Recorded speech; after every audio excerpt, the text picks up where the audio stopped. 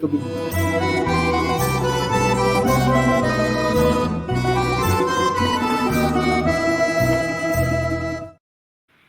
Maravilha. Aí, depois de 5h30, quando o Marco sair fora, a gente faz o nosso giro nacional. Então, o pessoal que está esperando a gente comentar sobre Fortaleza, sobre nova pesquisa, sobre a política nacional, espera um pouquinho, tá? A gente agora tem que se concentrar em outro tema muito importante, que é a reunião, 16ª cúpula dos BRICS, em Kazan, na Rússia. Teve reunião expandida hoje, tem um montão de novidades. Como é que foi o dia hoje, Marco? Bom, hoje foi o dia principal, né? O dia, então, onde os líderes se reuniram, todos fizeram discursos, né? Aí na parte da manhã e da tarde. E é o dia também onde eles sentam para negociar, enfim, também a portas fechadas. E a gente ainda está esperando, na verdade, a tal da lista dos países, né? Eu acho que, pelo visto, deve ter ficado para amanhã. Pelo menos muita gente, está todo mundo aqui na expectativa sobre quem serão, então, os novos países parceiros, né? Lembrando que não vai haver uma expansão de membros plenos, nem esse ano, nem provavelmente nos próximos 2 ou 3, mas há uma expectativa, então, do anúncio de novos países parceiros. Ontem circularam 2 listas, a gente até conversou sobre isso aqui, né? 2 listas, uma da Folha e uma do Globo. E hoje, assim, eu acabei conseguindo apurar 2 países que estão ali que, aparentemente, pelas minhas fontes, nem pediram para entrar.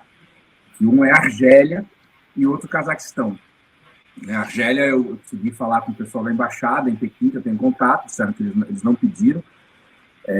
E o Cazaquistão também ontem, se não me engano, o vice-presidente ou vice-primeiro-ministro do Cazaquistão, ele também declarou aqui na Rússia que eles não pediram para entrar.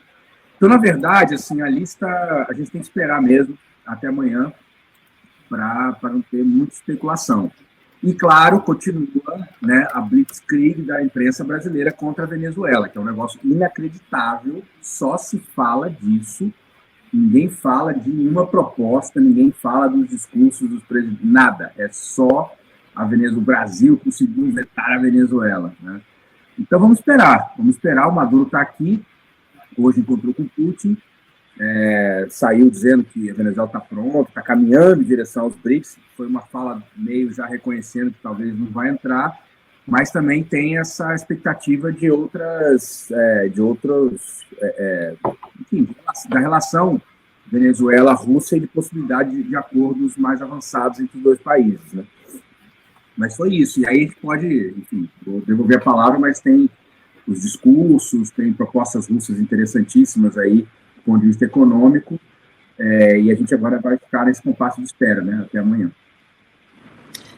Tem uma notícia aqui, Marquinho, que eu queria saber se você sentiu algum efeito aí. Fórum traz que a Rússia foi alvo de um ataque cibernético aí no meio da cúpula. Você viu alguma coisa disso? Como é que tem sido os comentários? Olha, sinceramente, assim, ontem eu percebi um problema na internet muito sério, mas eu estou atribuindo isso ao fato de que ontem o foco da cúpula foi aqui no Kremlin, né? O Kremlin de Kazan. Só para o pessoal de casa, antes que eu fale as coisas aqui, eu preciso do Miguel ajudar a lembrar que tem que explicar o que é, né? E ele está certo. Porque Kremlin, a gente, né, sempre pensa no Kremlin em Moscou, mas Kremlin é Fortaleza. A Ana pode me corrigir, que sabe russo. Ela pode dizer melhor, mas que eu aprendi, Kremlin é Fortaleza e toda a cidade praticamente tem. A Ana é russa. Né? Ela é russa.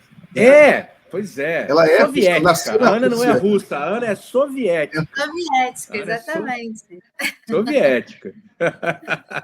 Mas, enfim, então o Putin recebeu os chefes de governo e de Estado no Kremlin, que é bem no centro. Eu estou bem pertinho, eu estou a 10 minutos a pé do Kremlin. E ontem foi uma loucura, a internet não funcionava. Eu fui para a RT da entrevista, passou umas 2 quadras de onde eu tô, caiu completamente a internet, lá não funcionava no RT, só o Wi-Fi deles. Então, assim, eu acho que pode ter sido uma questão aqui deles, porque só uma curiosidade, quem foi em Moscou ultimamente sabe, né? Moscou por conta da defesa, sistema de defesa contra os drones ucranianos, o navegador, o GPS, digamos, né, em Moscou, ele tem muito problema. Você está andando aqui na rua, de repente você está acompanhando o navegador, você está a 3 quadras de distância, porque é uma coisa que acontece mesmo, né, para poder confundir possíveis ataques ucranianos. Então eu imaginei que tivesse sido isso, mas eu não além disso, assim, de todo mundo falar a mesma coisa ontem, a gente não teve discussão sobre isso, assim, eu não vi, pelo menos. Queria te perguntar uma coisa, Marco. Hoje está circulando muito uma imagem do Putin segurando uma nota, como se fosse uma nota da moeda BRICS. É real essa imagem? O que significa isso? Eu acho que isso aí é a boa relações públicas do Kremlin, que está fazendo propaganda do mundo desdolarizado, né? Não tem nenhuma proposta em relação à moeda impressa, né? Até porque, bom, o que teve foi o BRICS Pay, né? A gente falou sobre isso, acho que anteontem, se eu não me engano, né? Que é essa proposta de uma plataforma que seria um substituto do Visa Mastercard para cartões de crédito e débito, e que poderiam ser usados, então, pelos países dos BRICS, mas ainda é só uma proposta. E tem, claro, o BRICS Bridge, que hoje foi anunciado, o Putin colocou como uma proposta russa, né, de uma alternativa ao SWIFT, ao sistema de pagamentos internacionais, que aí é bancos, né, do mundo inteiro, e que seria uma proposta... E que foi interessante, porque hoje nos discursos, muita gente falou disso. Não foi só o Putin, né? O Lula falou disso, o Xi falou disso. Aliás, o Xi e o Lula, é curioso, né? Como volta e meia tem uma afinação dos dois com questões centrais, né? O Xi falou que é urgente criar alternativas no sistema financeiro e monetário internacional. O Lula falou algo como nós não podemos mais perder tempo, nós precisamos avançar em alternativas no sistema internacional. Então, e outros presidentes, o Ramaphosa falou disso, o Sisi do Egito falou disso, muita gente falou disso hoje. Agora, também não ficou claro ainda, vamos ver se amanhã tem algum anúncio, pode ser, não ficou claro se há já um cronograma para começar a implementar isso, um grupo de trabalho para começar a implementar.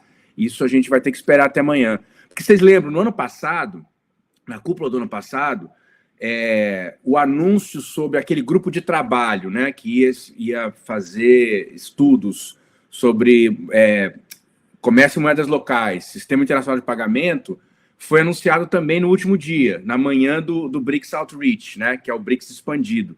E foi anunciado pelo Lula, inclusive, né, porque ele, inclusive, foi a pessoa mais vocal ali nas negociações do ano passado. Então, vamos ver, talvez amanhã saia o anúncio dos países parceiros e talvez saia algum cronograma sobre essa questão. Estamos esperando. Mas hoje foi pelo menos anunciado pelo Putin como uma proposta que a Rússia está trazendo. Muito bem. Teve o Pedro Azevedo está perguntando aqui, teremos a Laura Capriglione ao vivo, ela vai chegar hoje às 6 horas. Tá bom, Pedro? A gente vai fazer aqui o giro a partir de 5h30, mas a partir de 6 horas ela entra aqui, vai ficar até às 7 com a gente. Marco, hoje teve essa reunião ampliada, com um discurso, teve um discurso, eu vi com o representante do Irã, fez um discurso, eu não tive tempo de assistir o do Irã, que eu vou assistir, queria até legendar, eu assisti o do Xi, legendei, assisti uma reportagem muito interessante do CGTN, sobre a reunião dos BRICS, mas essa reunião foi o fato mais importante hoje, né? O que teve mais importante hoje, além dessa reunião? Bom, hoje teve uma reunião histórica, uma bilateral, que não acontecia há 5 anos, entre Xi Jinping e Narendra Modi, da Índia. E uma reunião que, segundo está sendo noticiado na imprensa internacional, foi uma reunião para consolidar um acordo para resolver o conflito na fronteira Índia-China, conflito que teve um ponto alto, né, em 2020, em junho de 2020, quando houve um confronto, houve uma briga de paus e pedras e kung-fus, que matou, aparentemente, 20 soldados indianos e 4 chineses. E desde então, há uma tensão muito grande, né, enfim, aumentou a tensão, já havia, evidentemente, essa foi a primeira vez, então, em 5 anos que o Xi e o Modi sentaram juntos. Eles se encontraram rapidamente no ano passado e falaram sobre isso, e disseram que iam mobilizar esforços para resolver essa questão, mas aparentemente, então, hoje, essa reunião selou um acordo. E isso, gente, isso é da maior importância geopolítica, histórica, né? Porque a gente sabe que um dos grandes problemas dos BRICS, né, é a tensão entre China e Índia. Tá aí, né? Tá aí, ótima cena. Aliás, só um comentário, Yara. Você vê que o Modi é o único que não usa terno e gravata, né? O único que usa roupa nacional, né? Eu não gosto Irã muito também Modi, não usa gravata. Ele não usa gravata. Não usa exatamente. gravata. Eu acho muito legal, inclusive. Para mim, é goiabeira. Né? Exatamente. É uma questão de soberania cultural. Exatamente. Mas, enfim, voltando, e eu acho que o significado dessa reunião para os BRICS é muito grande também, gente, porque, na verdade, assim, nós estamos falando de um grupo, né, de uma plataforma que se encontra todo ano e que pode começar a se configurar como um cenário, né, uma plataforma para resolução de conflitos diplomáticos, né? A gente tem também, hoje teve uma conversa do Putin com o Erdogan, ainda não está muito claro todos os detalhes sobre o que foi conversado, mas havia uma expectativa ontem, por exemplo, de também eles iriam discutir a questão da Síria, né, que é outro problema entre Rússia e Turquia há muito tempo, muitos anos. E estou falando isso porque nós estamos num contexto, né, de duas grandes guerras acontecendo, né, 2 países dos BRICS como alvos militares no Ocidente, a Rússia na Ucrânia e o Irã na Ásia Ocidental ou no Oriente Médio, e ao mesmo tempo a gente está vendo aqui nos BRICS, né, conflitos históricos, tensões militares, etc., sendo resolvidas, né? Eu acho que se fosse para fazer um slogan, um título, o Ocidente quer guerra, os BRICS querem paz, né? E Marco, isso tudo feito... Diga. Só uma observação, você falou no Erdogan, no discurso do Xi, ele fala no Erdogan, ele nominalmente, ele mais para o final, ele fala, não, que tomara, não fala nesses termos, fala mais ou menos assim, tomara que a Turquia entre nos BRICS com a gente aqui. Aí você tinha mencionado, não sei se foi você que mencionou, que havia um debate se a Turquia ia pular a fila para entrar nos BRICS, porque, pelo discurso do Xi, eles estão querendo a Turquia, em função da importância estratégica da Turquia. Mas o que você observou sobre isso? Não, é isso mesmo. Assim, o meu comentário foi o que eu tinha ouvido ontem, era a respeito da Turquia pedir um fast track, né, um furar-fila, mas até para ser membro pleno, né? Que, claro, não vai ser esse ano, mas que, enfim, o Erdogan teria manifestado, então, esse desejo de, assim que possível, se tornar membro pleno. Agora, é claro, né? A gente falou sobre isso aqui, a gente não sabe se é cavalo de Troia ou se é vitória dos BRICS, mas é evidente que, enfim, o Xi disse hoje, tá convicto de que é uma vitória para os BRICS ter a Turquia, né? E, de fato, eu imagino a repercussão disso na Casa Branca em Bruxelas, em Washington e em Bruxelas. Imagino que as pessoas não estão muito contentes. Inclusive, hoje, não sei se vocês viram uma declaração de uma autoridade da União Europeia fazendo ameaças e dizendo que os países que se aproximassem dos BRICS estavam desafiando a União Europeia e dizendo, e assim, categoricamente, os países, nós urgimos a que todos cumpram as sanções contra a Rússia e isole a Rússia do cenário mundial, né? Enfim, acho que os 36 países que estão presentes, né, tá entrando por aqui e saindo por aqui, né? E não é de hoje. Mas, de fato, eu acho que se a Turquia for de fato confirmada como um novo país parceiro, vai ser um golaço aí dos BRICS, né? Ô Marco, e o discurso do Lula? O que você achou? Olha, o discurso do Lula eu achei que foi bom. O Lula, ele tocou, né, na questão da alternativa do sistema financeiro internacional. Acho que ele foi uma das grandes, acho que das coisas mais importantes que ele colocou. A gente sabe que ele é um dos mais interessados, que mais tem mobilizado esforços políticos para isso. Trouxe os temas, né, da questão da pobreza, da erradicação da pobreza, que é o tema do Brasil, e da fome e da pobreza, né, que é o tema do Brasil no G20, que já foi dito também por diplomatas do Itamaraty, que o Brasil vai trazer isso para a presidência dos BRICS no ano que vem. Acho que o Lula fez muita falta, né, inclusive acho que as negociações que devem estar acontecendo agora, né. Assim, eu fico me perguntando, eu lembro que no ano passado teve não sei se vocês lembram que umas 2 semanas antes dos BRICS, teve o Itamaraty vazou, porque apareceu na Reuters como fontes do Itamaraty, dizendo que o Brasil era contrário à expansão dos BRICS. Passou uns 2 dias dessas matérias, saiu na Reuters, acho que mais alguma europeia, e o Lula chamou uma coletiva de imprensa internacional para dizer que o Brasil era favorável à expansão dos BRICS.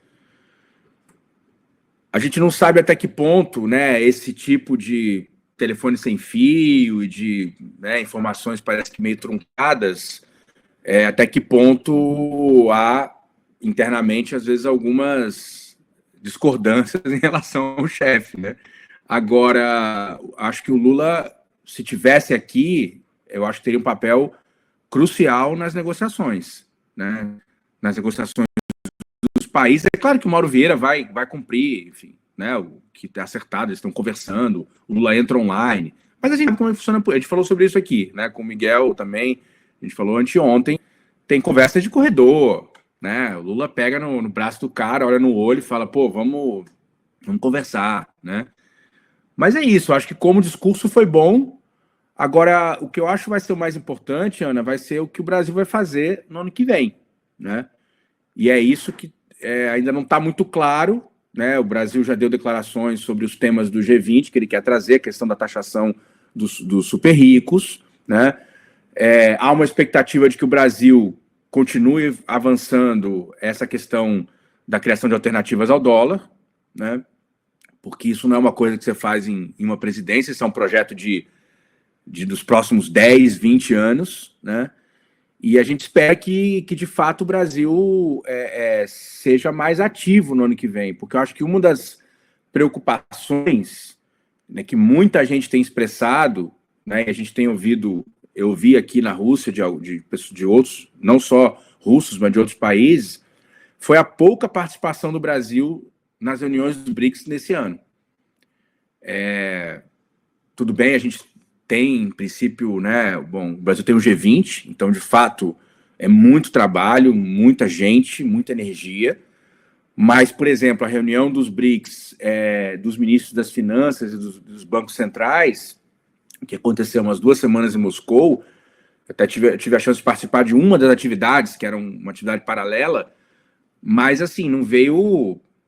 O Haddad não veio, né? Não veio o vice dele, não veio o Banco Central e não veio a Tatiana Rosito, que é a secretária de Assuntos Internacionais, não sei se é secretária ou assistente diretora do Ministério da Fazenda, que é uma diplomata, que acho que ela é embaixadora, inclusive, agora. Veio um cara que é assistente dela, que é um cara muito bom, inclusive o Antônio Freitas, que é um diplomata de carreira, um cara excelente. Mas é isso, não é alguém que vem aqui para tomar definição, para, né, tomar decisão. E era uma reunião fundamental, porque uma das questões centrais dos BRICS, a discussão dos BRICS é a questão financeira, monetária, né? Então, o fato do Brasil não ter vindo para essa reunião com peso mostra um certo desinteresse, né? Que, inclusive, não corresponde ao interesse que o presidente Lula manifesta publicamente o tempo inteiro sobre o tema. Então, acho que isso é um pouco... deixa algumas dúvidas no ar. Assim como, por exemplo, mais de uma pessoa me perguntou, de vários países, me perguntaram é verdade que o Lula teve acidente mesmo? Ou ele não veio porque foi pressão e tal? Eu falei, não, gente, ele caiu, ele tem, enfim, o cara estava super cansado, 78 anos de idade.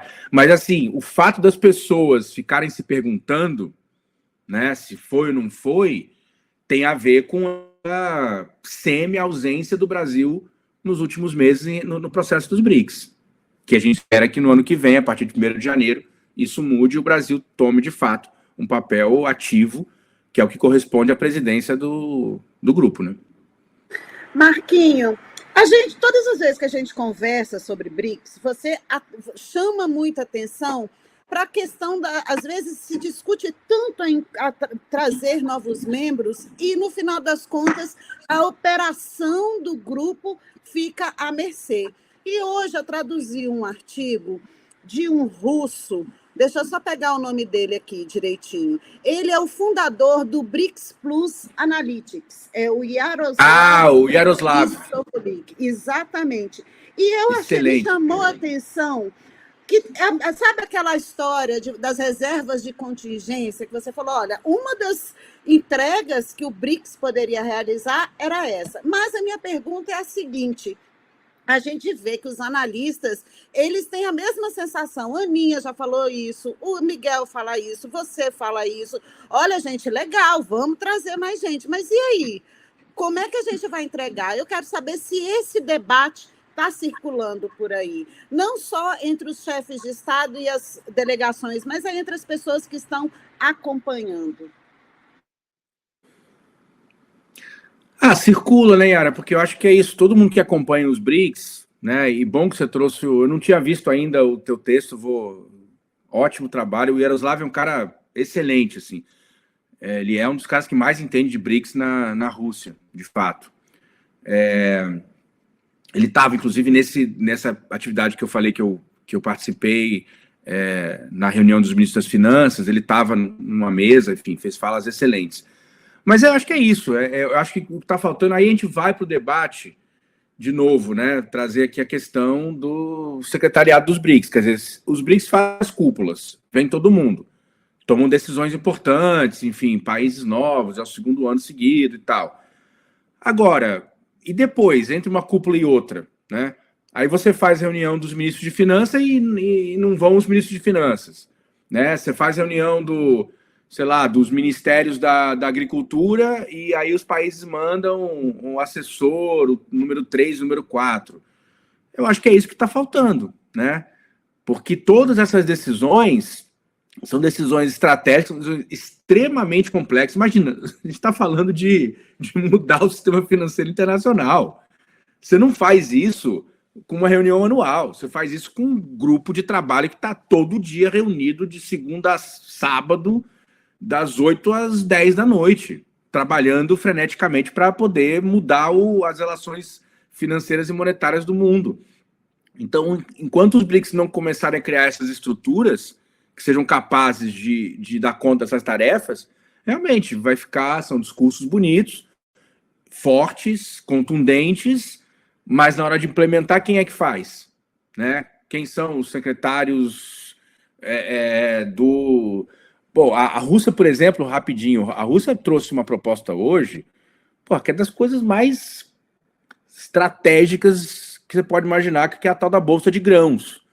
Né? A Rússia hoje fez uma proposta que é de criar uma Bolsa de Grãos, que é partir do princípio de que os países dos BRICS são grandes produtores de grãos, arroz é 60%, soja, milho e trigo está ali entre 40% e 50%. E aí, como o Putin falou um dia desses, mas quem define o preço é Chicago. Isso não faz sentido, né? Nós precisamos ter um mecanismo nosso. A Rússia fez essa proposta. E é uma proposta interessante porque não é só a questão de definição de preço, né? Que os países do BRICS poderiam ter muito mais influência. É a questão da desdolarização também. Porque se você começa a negociar, os grãos hoje são negociados entre 80% e 90% são negociados em dólar. Se você diz, olha, gente, não precisa mais dólar para comprar arroz, trigo, soja e milho, que são, né, os 4 grãos principais do mundo, você está dizendo para os países, não precisa mais ser dólar para comprar isso. Ora, isso é uma ação pela desdolarização. A mesma coisa com energia, né? Também tem uma discussão disso na Rússia, também apresentou isso como uma possibilidade. Os países dos BRICS são produtores de energia, né, de todas, e são top.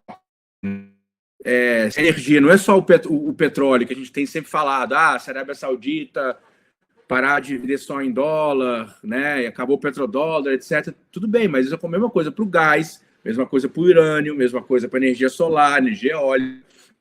Então, seria uma das táticas para desdolarizar o mundo é você ter controle sobre os commodities, que são produzidos pelos países dos BRICS em grande parte. Agora, como é que você implementa uma coisa dessa? Você tem que ter um grupo de trabalho, você tem que criar uma secretaria, você tem que criar uma estrutura, né? Vai usar o banco dos BRICS, vai abrir um departamento no banco dos BRICS, sei lá. Mas se você não tiver uma estrutura, você não avança. Então, acho que isso que está faltando para os BRICS. Daqui para frente vai ser um desafio, né? Para a gente poder, de fato, começar a ter conquistas concretas que beneficiem o povo.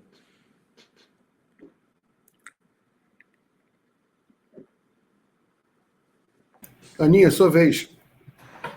Eu estou aqui achando que é a sua vez. O Marcos, uma coisa que eu vi muito também hoje, a repercussão, foi a reunião bilateral com o Maduro, do Putin com o Maduro. Os próprios venezuelanos estão divulgando muito essa reunião, e também tem outras imagens do Maduro com Xi Jinping, parece que ele também se reuniu com outros, se eu não me engano, também com a Turquia, o Erdogan, eles têm uma relação realmente também bastante estabelecida, e com a Palestina, ele também esteve. Qual é esse lugar do Maduro aí nessa reunião? É mais para fazer uma abordagem dessas lideranças para uma futura entrada no BRICS, ou há alguma expectativa de que essa lista, que ontem a gente até brinquei aqui, que parece que vai sair uma fumacinha, né? Igual quando está tendo lá a decisão do Papa, como é que vai ser? Será que você acha que Venezuela pode sair nessa lista ou não? Como está sendo vista a relação do Brasil com esse pedido da Venezuela de ingresso, né?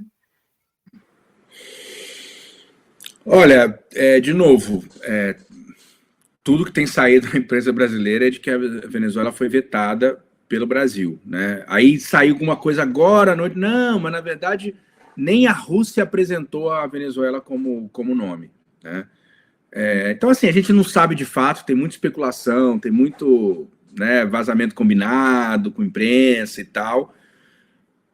Pelo que o Maduro falou depois da reunião, o tom dele era de que não é agora, que nós estamos caminhando em direção aos BRICS, que a gente concorda com todos os princípios e que nós estamos, né, estamos aptos ou estamos prontos para entrar, mas que não vai ser agora, estamos caminhando. O que eu ouvi também um pouco é que tem negociações de mais alto nível acontecendo entre Venezuela e Rússia. Isso não foi ainda divulgado também, a gente não sabe, né? Mas há uma expectativa, porque inclusive o próprio Putin, né, fez uma fala, acho que hoje de manhã apareceu isso, né? Dizendo que a Venezuela é um grande parceiro da Rússia, né? Ele fez uma fala botando lá para cima o Maduro e a Venezuela, que a gente sabe que, enfim, como a relação tá sendo construída, né? Tem cooperação militar, tem cooperação tecnológica. Agora, de fato, não há ainda coisas tão concretas, né? E acho que está terminando, só para não esquecer, teve um anúncio agora, está saindo na imprensa brasileira, nessa última hora e pouca, que aparentemente a presidenta Dilma continua no banco dos BRICS, né? Que ela não vai sair em janeiro e que a Rússia teria topado, então, estender. Não está claro ainda até quando ela ficaria, se ela ficaria mais 1 ano, mais 2 anos, mas teria tido aí uma negociação entre o governo brasileiro e o governo da Rússia, porque, claro, há um temor, eu sei que, inclusive, outros países estão preocupados, né, com a Rússia assumindo a presidência dos BRICS, com medo das sanções, né, de uma escala de sanções contra o banco. ouvi também que aqui na Rússia também tem essa preocupação, os russos estão cientes disso, e que talvez para eles assumir o banco agora, a guerra não acabou ainda, então isso gera uma série de tensões internas no banco, e que talvez os russos apostariam em resolver o conflito em 2025, né, o que é uma possibilidade, né, sobretudo, acho que dependendo se o Trump ganhar, o Trump está prometendo, enfim, também aqui na Rússia ninguém acredita em nada nos Estados Unidos mais, mas é uma possibilidade. E aí, uma vez a guerra terminada, talvez algumas das sanções sejam suspensas, a gente não sabe também, a Rússia poderia assumir o banco talvez em 2026, por exemplo, né? Mas acho que isso foi também uma das grandes notícias do dia, né? Ainda não tem anúncio oficial, né? Também a imprensa brasileira está repercutindo isso e a gente sabe que não dá para acreditar em quase nada, às vezes, o que diz a grande imprensa brasileira. Mas eu já tinha ouvido falar sobre isso, já vinha algumas semanas de rumores sobre isso, então não é infundado, né? E acho que seria uma boa notícia para o Brasil, né? O Brasil continuaria, então, com uma boa cartada presidindo o Banco dos BRICS em Xangai. Muito bem, Marquinhos. Vamos, então, já começar a encerrar. Fala para a gente qual a expectativa para amanhã. Amanhã é o último dia, então, o último dia da reunião. O que tem amanhã? O que você está esperando para amanhã? Bom, amanhã tem a reunião ampliada, né, que eles chamam de BRICS Outreach, que é a reunião expandida dos BRICS. O país sede da presidência, ele tem direito a chamar quem ele quiser. Ano passado, por exemplo, a África do Sul chamou todo o continente africano para essa reunião. Então vai ter, enfim, Venezuela, Bolívia, Turquia, enfim, tem 36 delegações aqui. Agora, a grande expectativa é se essa lista vai sair ou não, né? Parece que sim, porque está todo mundo falando dela aqui, né? Mas não se comenta em público, né? É engraçado isso. Na RT, por exemplo, hoje, assim, eu fico vendo o dia inteiro, acompanhando, né, os noticiários e não tem tido especulação sobre isso. Eles estão mantendo, né, com uma certa discrição. Mas é uma expectativa. No mínimo, saem os critérios, né, para aceitação dos países. Mas acho que essa altura do campeonato tem uma boa chance de sair a lista de países. E aí, saindo a lista de países, aí nós vamos ter que atualizar toda aquela listinha do PIB, né? Hoje eu fiz uma matemática rápida aqui, segundo as estimativas, dependendo da lista e tal, mas o PIB pode bater uns 42% do PIB mundial em paridade de poder de compra. Né? A produção de arroz, por exemplo, pode bater em 70% até, dependendo dos países. Se o Vietnã entrar, que produz um monte de arroz. Enfim, acho que é isso. A gente agora fica com passo de espera e amanhã, saindo os países, aí a gente começa a fazer os cenários possíveis, né? Mas, mais uma vez, né? Potenciais, né? Espero que a gente comece em breve a parar de falar de potencial e começar a falar de medidas concretas para avançar as diversas iniciativas econômicas e políticas do grupo.